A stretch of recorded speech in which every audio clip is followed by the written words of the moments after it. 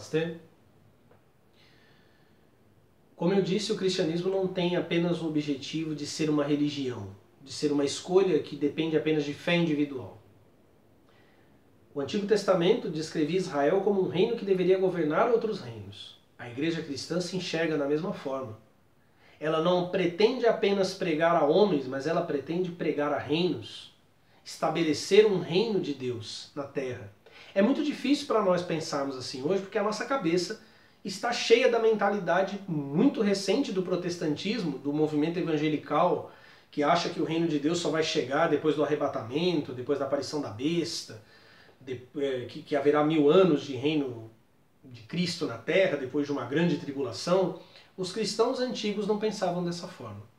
E não pensando dessa forma, eles puderam dar um grande impulso no conhecimento humano. Parece um absurdo, mas eu estou falando da Idade Média Europeia. E por que parece um absurdo? As lendas iluministas posteriores a esse período o retrataram como um período de estagnação. O chamaram até de Idade das Trevas. Um período onde, teoricamente, a ciência, as artes, todas as coisas foram suprimidas, estagnadas, paralisadas. Não é verdade. O que havia na Europa, o que houve na Europa, foi a experiência do Império Cristão. Claro, haviam reis que desobedeciam à igreja. Haviam pagãos também, que viviam dentro dos territórios da igreja. Mas foi aquilo e que aconteceu, e não voltará a acontecer, de o auge da era cristã, o auge da idade do filho, do aion do filho. Falaremos sobre esse aion do filho no nosso próximo vídeo. Foi o período em que a igreja assumiu reinos, assumiu seu papel de evangelização e seu papel de transformação da cultura e da sociedade. É o período do surgimento da escolástica. Os grandes pensadores do cristianismo, como Tomás de Aquino, Guilherme de Ockham, é o surgimento das universidades. Universidades que não eram cursos profissionalizantes, onde as pessoas passam mais tempo no barzinho do que dentro de sala de aula, como nos dias de hoje. Eram lugares que privilegiavam o saber amplo, que valorizavam os debates, a aquisição do conhecimento, a busca pela verdade, E eram chamadas de universidade por conta disso. Todos os conhecimentos não eram separados e estanques para formar cursos para serem vendidos. O objetivo era formar uma teia de conhecimento que revelaria a verdade no mundo, das coisas que Deus havia criado. Por isso que esses pensadores não tinham medo de estudar astrologia, alquimia. Eles entendiam que o universo era aquilo que Deus fez.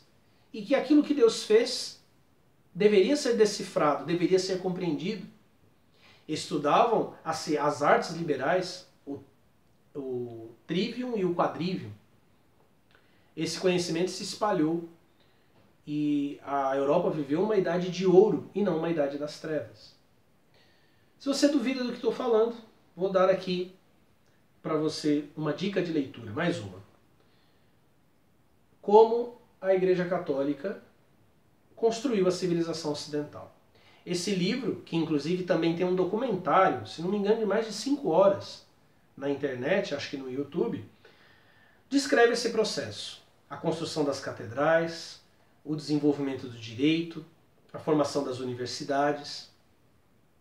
Os escolásticos privilegiavam a razão. A igreja, que havia seguido Platão até então, começa a inclinar-se para o pensamento mais lógico, mais racional de Aristóteles. Isso será positivo. O fundamento da era seguinte, do iluminismo, do renascimento, é feito dentro da Idade Média. Sem a Idade Média, esse período não existiria, não aconteceria. Leia esse livro, assista esse documentário, trará para você uma nova luz de um período que precisa ser compreendido plenamente. Entretanto, a ascensão da razão, da lógica, da leitura da Bíblia não mais de modo alegórico, místico, mas de modo literal, trará um ônus. Não só o da formação das universidades, que vai começar a criar a figura do diploma, do professor secular. Um dos pensadores desse período, chamado Guilherme de Ockham, que citei agora há pouco, será essencial para o futuro. As ideias de Ockham alimentarão as ideias de um monge, séculos depois. Um monge que vai trazer uma grande revolução para dentro da Europa e uma transformação sem precedentes. Um homem que tinha prazer em dizer que ele era um occamista. Seu nome, Martinho Lutero. Mas ainda não chegamos nele.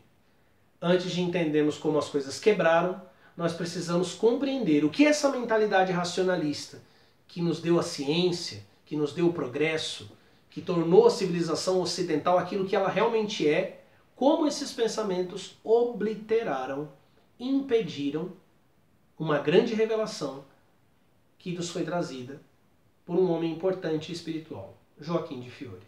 Até a próxima. Namastê.